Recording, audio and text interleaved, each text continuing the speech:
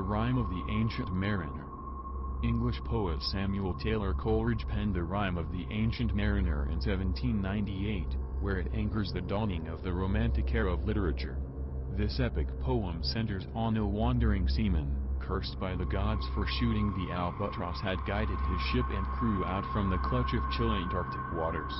It is from Coleridge's magnum opus that the old maxim water everywhere, but not a drop to drink originates. After the ancient mariner is forced by his crew to wear the albatross he killed around his neck, the ship encounters a ghostly skeleton ship crewed by death and nightmare life and death. The two gamble with dice over the lives of the crew and captain. Death claims the crew while the ancient mariner is forced to wander the earth.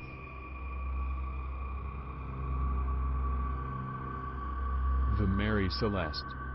One of the most famous actual ghost ships, ghostly at least, is the Mary Celeste, a 282-ton brigantine merchantman built in 1861.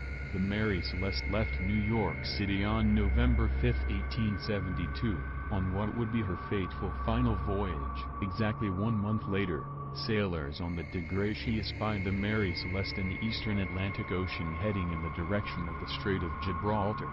Aside from the several torn sails and a missing lifeboat, what it was without was a captain and crew. To this day, the exact reason for the disappearance of the Mary Celeste's complement is unknown. Theories center on the cargo, 1,701 barrels of commercial alcohol of which 9 barrels were empty. Rumors that hot tea was found in the ship's galley have been discounted, but the Mary Celeste did have a full 6 months' worth of food and water aboard when discovered.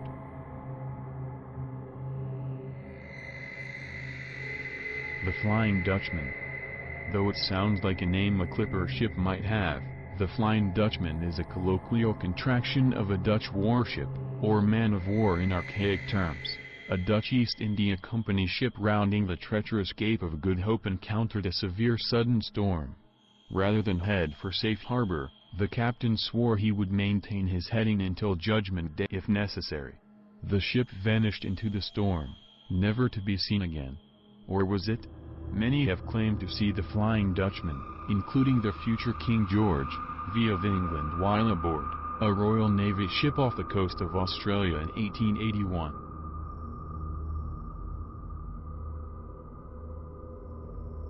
The Caroline Deering.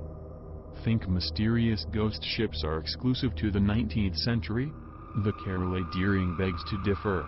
On January 28, 1921, the Cape Lookout lightship encountered the ship off the North Carolina coast. The large 5-masted cargo schooner looked to be in rough shape and had lost both her anchors, according to one of the crew members who shouted this information to the lightship. 3 days later, the Deering ran aground on Cape Hatteras Diamond Shoals with nary a soul aboard. Theories ranging from mutiny to piracy to the paranormal effects of the Bermuda Triangle have been put forth to explain the disappearance of the Caroline Deering's captain and crew, but almost 90 years later, the ship's final days remain shrouded in mystery, as do the fate of the captain and crew, none of which were ever heard from again.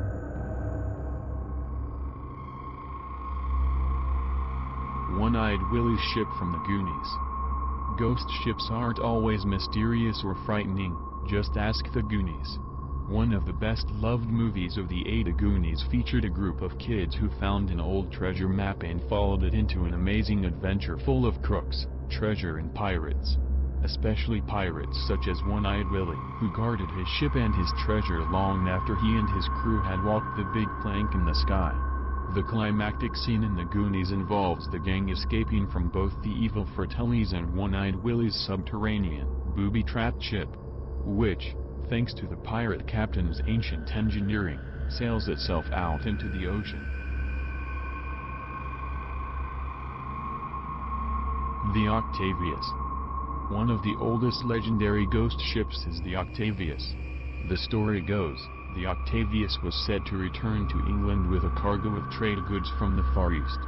The ship's captain, motivated by greed, decided that the tried and true round-the-Horn route was far too long. His rudimentary maps revealed a more direct route, straight across the fabled Northwest Passage. The key word here is fabled. The Octavius wasn't seen again until October 11, 1775, when the Herald, an Atlantic whaling ship, came across the Octavius drifting off the coast of Greenland. Sailors from the Herald boarded the Octavius only to find the crew dead and the captain sitting at his desk, frozen solid. The captain was in the midst of writing an entry into the ship's log dated 1762. Though the Octavius had accomplished the impossible by sailing the Northwest Passage, the captain's desire for a speedy homecoming was, well, somewhat less successful. The Baikimo. The Baikimo may not be exactly ghostly, but its staying power has been nothing short of supernatural. Built in Sweden in 1914 and boasting a steel hull, resupplying the Hudson Bay Company's far-flung northern outposts. In 1931, however, the Baikimo's luck ran out as the Arctic ice pack moved in, locking the hardy steamer in an icy grip. Fearing the ship would be crushed, the captain and crew abandoned her. But the Baikimo didn't sink. It stayed afloat season in and season out, for decades. In March of 1962 it was seen drifting in open water along the Beaufort Sea coast, and in 1969 it was spotted again, frozen in pack ice. No sightings have been reported since then, so perhaps the Baikimo has finally, as they say, given up the ghost.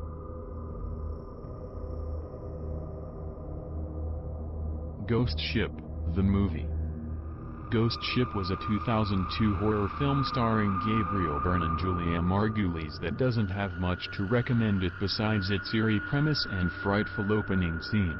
The plot of Ghost Ship, in a nutshell, revolves around an Italian luxury ocean liner that mysteriously vanished in 1962 and, 40 years later, was rediscovered by a commercial salvage ship as it drifted aimlessly in the chilly Bering Sea. Antonia Graza, the doomed liner in the film, nicely updates the traditional ghost ship mythos embodied by wood and canvas sailing ships like the Mary Celeste and the Octavius. If anything, the Graza's rusted, cavernous bulk is more sinister than any creaking wood-hulled clipper could be.